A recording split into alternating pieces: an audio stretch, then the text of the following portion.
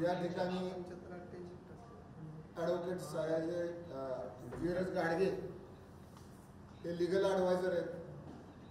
हे आपल्याशी आता त्यांचं मनोगत व्यक्त करतात. नमस्कार, मी ॲडव्होकेट धीरज सयाजीराव गाडगे. मी माजी खासदार रणजितसिंह नाईक निंबाळकरांचा कायदेशीर सल्लागार आहे. आणि आज जे सुषमा अंधारे, जयश्री आगवणे यांनी पुण्यामध्ये प्रेस कॉन्फरन्स घेतली आणि दादांबद्दल जी बेताल वक्तव्य केली त्याच्या प्रत्युत्तरादाखल मी आज त्यांना बदनामीची नोटीस पाठवलेली आहे, ज्याच्यामध्ये त्यांनी केलेल्या प्रत्येक आरोपाचं खंडन केलेलं आहे आणि त्यांना लेखी माफी मागायला सांगण्यात आलेलं आहे. आणि लेखी माफीसोबत 50 कोटी रुपये त्यांनी नुकसान भरपाई द्यावी. आणि ज्या ज्या मीडिया हाऊसेस समोर त्यांनी आज हे बदनामीकारक आणि बेताल वक्तव्य केलेले आहेत त्या बेताल वक्तव्यांचं तिथंच त्यांनी माफी लेखी त्यांची प्रसिद्ध करावी 48 तासामध्ये, असं मी त्यांना कळवलेलं आहे. आता सुषमा अंधारेंनी जो काही पहिल्यांदा आरोप केला की दादांनी 277 FIR दाखल केलेले आहेत, हे संपूर्णतः खोटं आहे. माझ्याकडे पुराव्यादाखल मी पत्र दाखवतो, जे उपविभागीय पोलीस अधिकारी फलटण, उपविभाग फलटण यांचं पत्र आहे, ज्याच्यामध्ये ते स्पष्टपणे म्हणतात की आपण दिलेल्या अर्जानुसार फलटण शहर पोलीस ठाणे व फलटण ग्रामीण पोलीस ठाणे येथे श्री रणजितसिंह नाईक निंबाळकर यांनी दिलेल्या फिर्यादीवरून कोणत्याही प्रकारचा ऊस मुकदम विरोधात अगर इतर तक्रार अथवा गुन्हा दाखल नाही. एक देखील गुन्हा रणजितदादांनी कुठल्याही ऊस मुकदमाविरुद्ध दाखल केलेला नसताना देखील सुषमा अंधारे यांनी खोटं आणि बेताल वक्तव्य केलेलं आहे की त्यांनी 277 गुन्हे फलटण पोलीस स्टेशनमध्ये ऊस मुकदमांविरुद्ध दाखल केलेले आहेत. एवढंच नव्हे, तो ऊस मुकदमांना उचलून आणणे, किडनॅप करून त्यांना प्रचंड मारहाण करणे आणि त्यांना पुन्हा पोलिसांच्या ताब्यात देणं आणि पोलिसांकडून प्री अरेस्ट मेडिकल जे होतं त्या प्री अरेस्ट मेडिकल बद्दल अनफिट असताना देखील फिटचं सर्टिफिकेट घेण्यासाठी स्थानिक डॉक्टरांवर दबाव आणणं, ज्याच्यामध्ये पीडिता जिने सुसाईड केलं 2 दिवसापूर्वी तिचा देखील समावेश आहे, असं सुद्धा बेताल वक्तव्य केलेलं आहे. तर असं तुम्हाला सांगू इच्छितो की असं एकही प्रसंग कुठेही कधीही घडलेला नाही. गुन्हा दाखल झाल्यानंतर अटकपूर्व वैद्यकीय तपासणी झाल्यानंतर आरोपीला अटक केली जाते आणि त्याला मॅजिस्ट्रेट पुढे उभं केलं जातं, ज्याच्यात मॅजिस्ट्रेट स्पष्टपणे विचारतात की पोलिसांविरुद्ध अगर अन्य कोणाविरुद्ध मारहाणीची तक्रार आहे का. ज्या वेळेला आरोपीला पुरेपूर संधी असते सांगायची, असं आज अखेर कोणीही रणजितदादांनी अथवा पोलिसांनी मारहाण केल्याचं नमूद केलेलं नाही. त्यानंतर पुढच्या वेळेला पोलीस कस्टडी रिमांड संपल्यानंतर हजर केल्यानंतर देखील ती संधी असते, पुन्हा ती विचारलं जातं. तशीही तक्रार आज अखेर कोणाचीही नाही.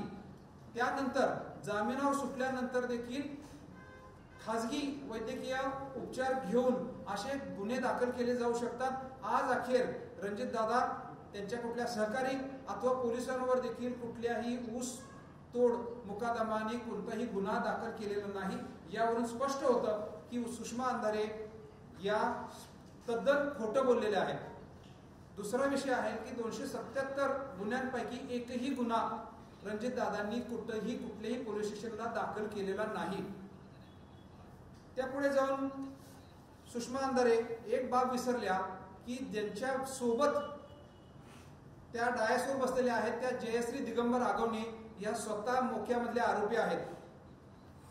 या जयश्री दिगंबर आगवणे यांनी स्वतः फलटण पोलीस स्टेशन येथे हल्ला करून नुकसान करून पोलीस ठाण्याचं तिथल्या कार्यरत असलेल्या कर्मचाऱ्यांना त्यांच्या कायदेशीर कर्तव्यापासून परावृत्त करण्यासाठी धमकावलेलं आहे, मारहाण केलेली आहे, ज्याच्याबद्दल गुन्हा दाखल आहे 353, 307.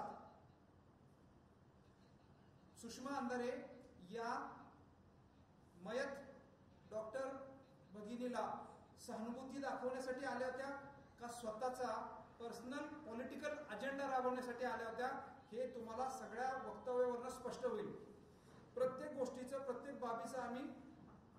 व्यवस्थित पुराव्यानिशी खंडन केलेलं आहे.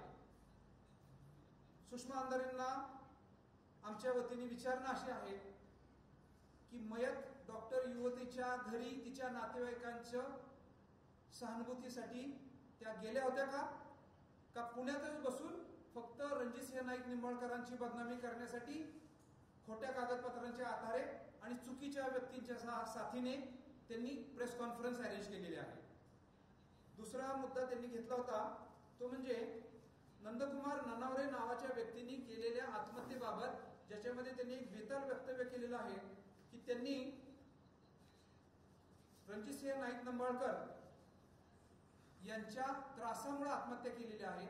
माझ्याकडे रणजितसिंह नाईक निंबाळकर यांचं फक्त नाव साधर्म्य आहे, परंतु खासदार रणजितसिंह नाईक निंबाळकर ही व्यक्ती ती नव्हे असं धनंजय आत्माराम ननावरे, नंदकुमार ननावरे यांच्या बंधूंचं प्रतिज्ञापत्र आहे, जे त्यांनी सत्र न्यायालयात दाखल केलेलं आहे. आणि तसंच दुसरं एक प्रतिज्ञापत्र आहे जे त्यांनी फलटणच्या तहसीलदार कचेरीत स्वतः तयार केलेलं आहे आणि सादर केलेले आहे कायदेशीर प्रोसिडिंग मध्ये, की ज्याच्यामध्ये त्यांनी स्पष्टपणे म्हटलेलं आहे की सदर प्रतिज्ञापत्र माझा भाऊ कैलासवासी नंदकुमार ननावरे व वहिनी उज्ज्वला ननावरे यांनी 1/8/2023 रोजी आत्महत्या केल्याबाबत गुन्हा रजिस्टर नंबर 16 दाखल आहे. त्याच्यामध्ये रणजितसिंह नाईक निंबाळकर यांचं नाव घेतलेलं आहे, तर हे खासदार रणजितसिंह नाईक निंबाळकर नव्हे तर रणजित निंबाळकर नावाची व्यक्ती आहे. आणि असे 21 रणजित निंबाळकर आपल्या फलटणमध्ये आहेत. ही बाब सुषमा अंधारे यांना माहीत असून सुद्धा जाणीवपूर्वक त्या विसरलेल्या आहेत असं माझं म्हणणं आहे. तिसरा विषय सुषमा अंधारेंनी मांडला, कोणत्याही पुराव्यानुसार विना आणि तथ्यहीन, की रणजितसिंह नाईक निंबाळकर यांनी कोट्यवधी रुपये उचलून अनेक बँकांना डुबवलेलं आहे. रणजितसिंह नाईक निंबाळकरांनी कोणत्याही बँकेचं कर्ज घेतलेलं नाही, हे आम्ही तुम्हाला पुराव्यानिशी साबित करतो. आणि उलट माझा प्रश्न सुषमा अंधारेंना असा आहे की कोणत्या बँकांचं कर्ज रणजितसिंह नाईक निंबाळकरांनी थकवलं आणि कोणत्या बँका कोट्यवधी रुपयाला बुडवल्या हे त्यांनी स्पष्ट करावं. दिगंबर आगवणे याला विविध केसेसमध्ये रणजितसिंह नाईक निंबाळकरांनी गुंतवलं असं म्हटलेलं आहे. रणजितदादांनी एकही गुन्हा दिगंबर आगवणेवर दाखल केलेला नाही. माझं स्पष्टपणे आपल्याला सांगणं आहे की रणजितदादांनी एकही गुन्हा कुणाही विरुद्ध पोलीस ठाण्यात दाखल केलेला नाही, ज्याचं सर्टिफिकेट स्वतः उपविभागीय पोलीस अधिकारी फलटण यांनी दिलेलं आहे. अशा परिस्थितीमध्ये दिगंबर आगवणेवर केसेस कुणी केल्या तर ज्यांना दिगंबर आगवणेंनी किडनॅप केलं, ज्यांच्याकडून खंडने वसूल केल्या, ज्यांच्या नावावर खोटी कर्ज केली, ज्यांच्या नावावर खोट्या कंपनी फ्लोट केल्या, अशा अनेक लोकांनी दाखल केलेल्या आहे. ज्यांच्या दहशतीने, दिगंबर आगवणेच्या दहशतीने ज्या लोकांना आज दहशतीखाली जगत होते, ज्या दिगंबर आगवणेवरचा हात निघाल्यानंतर ज्यांनी दाखल केले गुन्हे आणि त्याच कारणाने दिगंबर आगवणे आज रोजीपर्यंत जेलमध्ये आहे. दिगंबर आगवणेवर MPID खाली, महाराष्ट्र ठेवीदारांच्या हितसंबंधी कायदा, त्याखाली मोक्याखाली आणि ED म्हणजे PMLA खाली गुन्हे दाखल आहेत. ED मध्ये त्यांना आता जामीन झालेला आहे, ज्याच्यासाठी आम्ही अपिलाचं सुद्धा झाल्याचं ऐकवत आहे. आमच्या मोक्याचा जामीन अजून प्रलंबित आहे.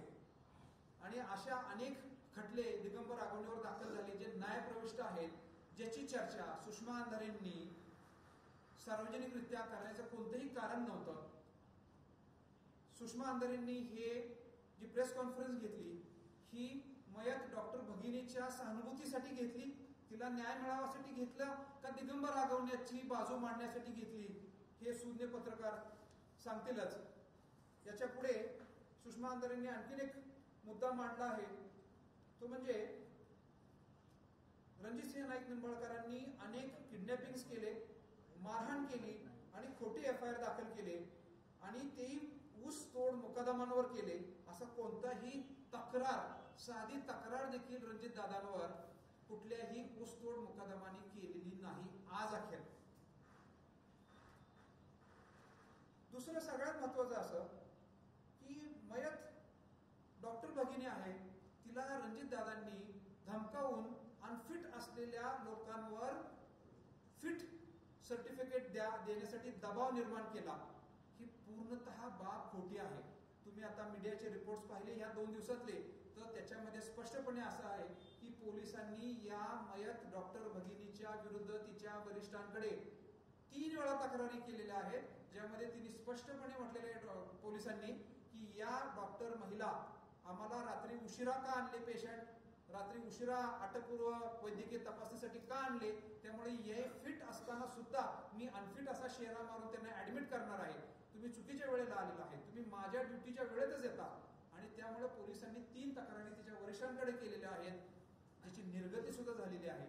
आणि सरप्राइझिंगली त्या भगिनीने पुन्हा ज्या वेळेला तिला सांगितलं बदलीचा चॉईस दिला गेला, त्यावेळेला 3 वेळा त्या भगिनीने फलटण हेच चूज केलं. जर रणजित दादांच्या दबावामुळे त्रासामुळे त्या जर भगिनी वैतागली होती डॉक्टर भगिनी, तर तिने 3 वेळा फलटण हेच तिचं कार्यक्षेत्र नमूद केलं नसतं. ही बाब लक्षात घेण्याजोगी आहे. मला त्या भगिनीबद्दल सहानुभूती आहे, मला त्या वादात पडायचं नाही.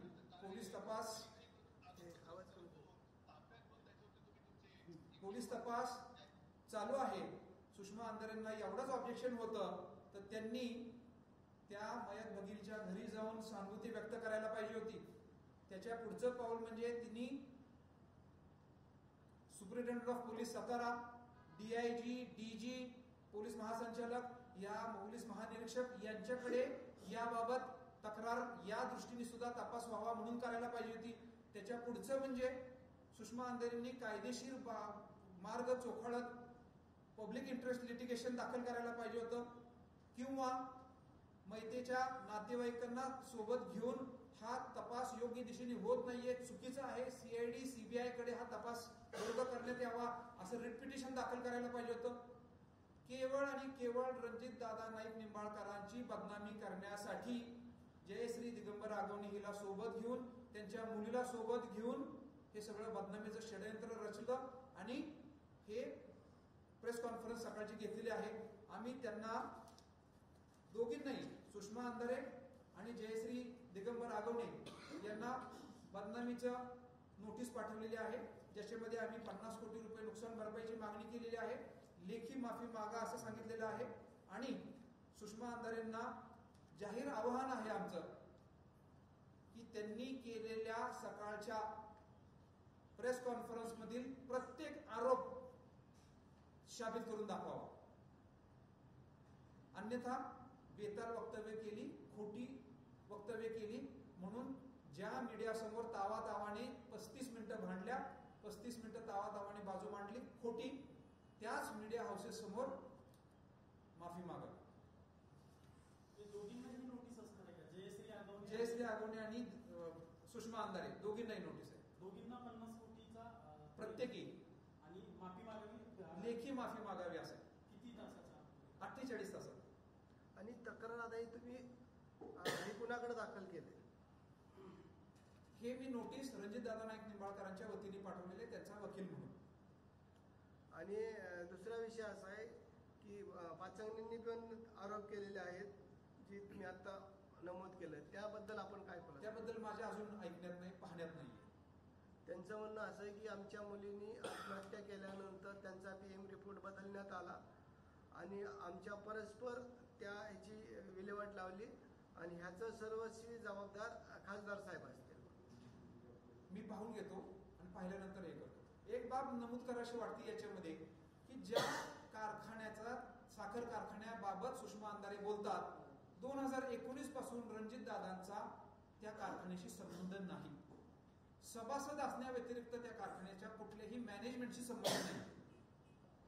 तुम्ही जे म्हणताय की 277 जे तक्रारी आहेत त्यापैकी एकही तक्रार रणजित निंबाळकर यांनी दिली नाहीये, पण सुषमा अंधारे असं म्हणलेले आहेत की जो कारखाना आहे त्या कारखान्याला फिर्यादी केलंय आणि कारखान्याला फिर्यादी करून 277 लोकांवर फिर्याद दिलेली आहे, FIR केलेली आहे आणि त्या FIR देखील त्यांनी पत्रकार परिषदेत दाखवलेले आहे. अगदी बरोबर.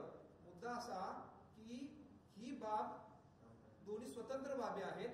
एक, कारखान्यांनी त्यांच्या कॉन्ट्रॅक्टर्सवर गुन्हा दाखल करावा, चेक बाउन्स केसेस कराव्या ही बाब वेगळी. आणि मी आता नमूद केल्यापासून प्रमाणे 2019 पासून रणजित दादांचा त्या कारखान्याच्या मॅनेजमेंटशी कोणताही संबंध नाही.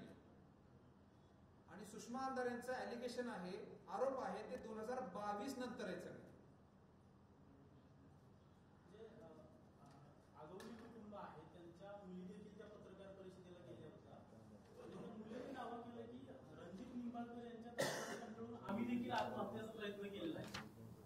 खोट्या केसेस दाखल केलेल्या आहेत. खोट्या केसेस कोर्टांची अंतिमता निकाल लागल्यानंतर निर्दोषत्व किंवा आरोप साबित झाल्यानंतरची बाब आहे. आता सध्या सगळे न्यायप्रविष्ट आहेत, प्रलंबित आहेत, त्यामुळे त्यावर भाष्य करणे योग्य नव्हे. आणि आज त्या खोट्या आहेत असं म्हणणं हे फार प्रीमॅच्युअर होईल. असं जर खोट्या आहे असं म्हणणं असेल तर आजपर्यंत जामीन का नाही मिळालेला त्यांना? त्यांनी सांगितलं की एमसीआर झाल्यानंतर लगेच दुसरा गुन्हा दाखल होतोय, त्याच्या तपासासाठी पोलीस ताबा घेत आहेत, असे 25 गुन्हे आमच्यावर दाखल झाले. आपण जर पाहिलं ना, त्या 25 केसेस ज्या आहेत त्यामधील फिर्यादी वेगवेगळ्या आहेत. ज्यांचा 25 फिर्यादी ज्या आहेत त्यांचा आणि दिगंबर आगवणे यांचे पूर्वीचे जे काही व्यवहार होते त्या वेगवेगळ्या लोकांच्या वरती त्यांना डायरेक्टर बनवलेलं, त्यांच्यावरती ती कर्ज काढलेली होती. आणि नंतर ज्यावेळी त्या फिर्यादींच्या लक्षात आलं की जी कंपनीमध्ये आपल्याला डायरेक्टर केलेलं आहे त्यामध्ये करोडो रुपयाचे आपल्यावरती कर्ज आहे, जसं की विक्रम सावंत म्हणून आहेत फलटरमधले इसम, त्यांना तिथं डायरेक्टर केलं नमनील ट्रेडिंग म्हणून कंपनीवर. तर त्या नमनील ट्रेडिंगमध्ये डायरेक्टर केल्यानंतर 1,85,00,000 रुपयाचा बँक ऑफ महाराष्ट्र कोपरी शाखेतला त्यांच्यावरती बोजा तयार त्या कंपनीवरती केले. आणि त्याची सगळी जी हमी आहे ती दिगंबर आगवणे यांनी घेतलेली. आणि ते लोन जे आहे ते सुद्धा त्यांनी भरायला नंतर टाळाटाळ केलेली. त्यामध्ये जे मॅनेजर होते उन्मेष कुमार यांना अटक झालेली त्यावेळी. आणि उन्मेष कुमार यांना नंतर बँक ऑफ महाराष्ट्राने चौकशी करून त्यांना नोकरीतून बडतर्फ केलेली. तर तो जो विषय आहे, जे फिर्यादी आहेत किंवा ज्या ज्या लोकांची, आता त्यामध्ये रणजित धुमाळ म्हणून एक फिर्यादी आहे, त्यांनी यामध्ये मोक्याची केस त्यांच्यावरती दाखल केली. आता हे पूर्वी जे फिर्यादी आहेत त्यांचे दिगंबर आगवणे यांचे मैत्रीचे संबंध होते. त्यानंतर प्रणय मतकर म्हणून एक आहेत जे की त्यांच्याकडे नोकरी मागायला गेलेले. आणि नोकरी मागायला गेल्यानंतर त्यांनी म्हटले की अरे नोकरी कुठं करतोस, तुला मी डायरेक्टर करतो कंपनीमध्ये. आणि त्यांनी आयुर ॲग्रो ट्रेडर्समध्ये त्यांना डायरेक्टर केलेलं. आणि त्यानंतर प्रणय मतकरच्या ज्यावेळी लक्षात आलं की आपली देखील फसवणूक झालेली आहे, त्यावेळी त्या लोकांनी येऊन दिगंबर आगवणे यांच्यावरती फिर्याद दाखल केली. गाडगे सर, त्यांनी एका फोटोचा देखील उल्लेख केलेला आहे की एका बाजूला भोसले आहेत, जयकुमार गोरे आहेत, खासदार रणजितसिंह नाईक निंबाळकर आहेत. आणि त्यांनी सांगितलेलं आहे की हॉटेल हे भोसलेंचं आहे, खासदार एका बाजूला. त्यामुळं फलटणमध्ये हे 3 व्यक्ती काही करू शकतात. हेच बदनामीकारक वक्तव्य केलेलं आहे. त्याचा समाचार आम्ही या नोटीसमध्ये घेतलेला आहे. आपण जर पाहिलं, हा जो काय भगिनींनी आत्महत्या केलेली आहे, जी घटना आहे त्या घटनेचा पोलिसांनी तपास चालू आहे. आणि त्यामध्ये जर का आपण पाहिलं, मी त्यामधले जे बनकर आहेत, बनकर यांच्या घरी जे राहत होत्या, तर बनकर आणि त्यांचा काय वाद झालेला. आणि त्यानंतर बनकरांना ज्यावेळी कोर्टामध्ये आणलेलं, त्यावेळेचा जरी आपण कोर्टामधील युक्तिवाद ऐकला असेल त्यांच्या वकिलांचा, तर ती जी आहे न्यायप्रविष्ट बाब आहे. आणि त्यामध्ये योग्य तपास आता चालू आहे. रणजितसिंह नाईक निंबाळकर माजी खासदार आहेत. शिवसेना उभाटा गटाच्या नेत्या सुषमा आमदार यांनी आज त्यांच्यावर गंभीर आरोप केलेले आहेत. त्या सगळ्या आरोपांना त्यांनी समोर येऊन उत्तर देणं अपेक्षित होतं किंवा गरजेचं होतं. कधी येऊन ते उत्तर देणार आहे त्या सगळ्यांना? त्याबद्दल नरसिंह सर सांगतील. या ठिकाणी उद्या किंवा परवा रणजितदादा आपल्या समोर येतील. परंतु त्याचबरोबर गेले 2 दिवस ज्या महिलेने आत्महत्या केली त्या महिलेबद्दल, तिच्या कुटुंबियाबद्दल मला अत्यंत सहानुभूती, आम्हाला सर्वांनाच सहानुभूती. परंतु गेले 2 दिवस ज्या प्रकारे गलिच्छ राजकारण सुरू आहे ते गलिच्छ राजकारण फलटण मधून चालू झालेलं आहे. त्याचं कारण असं आहे की गेले 30 वर्ष अंधाधुंद सत्ता, भ्रष्ट सत्ता, काळी सत्ता फलटण तालुक्याने अनुभवली आणि गेल्या 9 महिन्यात विरोधी आमदार निवडून आल्यानंतर एकमेव टार्गेट केलं जाते रणजितदादा. ते अशासाठी की माझं फलटण तालुक्यातल्या लोकांना तुमच्या मार्फत आवाहन आहे, हे आरोप प्रत्यारोप हे कालांतरानं रणजितदादा निर्दोष आहे त्यातून निघून जातील, कालच त्यांनी सांगितलं.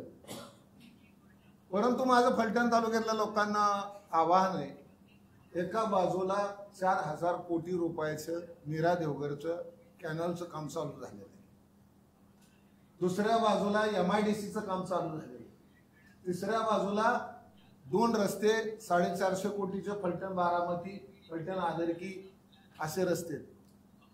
आमच्या तालुक्यातून पालखी रोड गेलेला आहे. आता मी जर तुम्हाला विकासाची कामं सांगत बसलो तर ही प्रेसमध्ये पुरणार नाही. अशी विकासाची कामं एका बाजूला चालू झाल्यानंतर 30 वर्षातली सत्ता राहील का नाही ही भीती ह्या सत्ताधाऱ्यांना किंवा प्रस्थापितांना निर्माण झालेली. आमदारकी गेली, नगरपालिका 100% जाईल का काय, पुन्हा पंचायत समिती जिल्हा परिषद जाईल का काय, अशी भीती निर्माण झाल्यानंतर हे अस्वस्थ झालेत लोक. आणि मग एका बाजूला प्रचंड मोठ्या प्रमाणात वेगाने विकास सुरू होते आणि मग कुठंतरी कसं तरी बदनाम करायचं म्हणून हे षडयंत्र आहे. दुसऱ्या याच्या मागे दुसरं काही नाही. गाडगेचा एक असा बी आरोप केला गेलेला आहे की ही सर्व घटना घडल्यानंतर ज्यावेळेस डॉक्टरांचं कुटुंब या ठिकाणी आलं, त्यांना भेटण्यासाठी आपले कुठलेही खासदार म्हणा किंवा आपले कुणीही त्यांचं साथभर करण्यासाठी गेलं नाही आणि त्या फास्टमध्ये त्यांना ट्रीटमेंट पाहिजे होती, ती ट्रीटमेंट केली असा देखील आरोप झाला. मी कायदेशीर बाबींबद्दल मला काही विचारा आपण. बाकीचे प्रश्न जे आहेत ते आयदर नरसिंह सर सांगतील, सचिन सर सांगतील किंवा दादा प्रत्यक्ष भेटल्यावर सांगतील. तुम्हाला एक विनंती मात्र मला करावीशी वाटते आणि सुषमा अंधारेंनी सुद्धा केलेली चूक मी आपल्याला प्रकर्षाने आपल्या निदर्शनास आणू इच्छितो की बलात्कारातील पीडितेचे नाव घेण्यास कायद्याने बंदी आहे.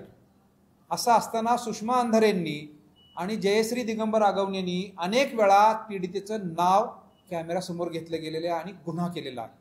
पत्रकारांना माझी विनंती आहे की जिवंत अथवा मयत पीडितेचं नाव कधीही घेणं कायद्याने मान्य नाहीये. ती देखील बाब आम्ही आमच्या नोटीसमध्ये नमूद केलेली आहे.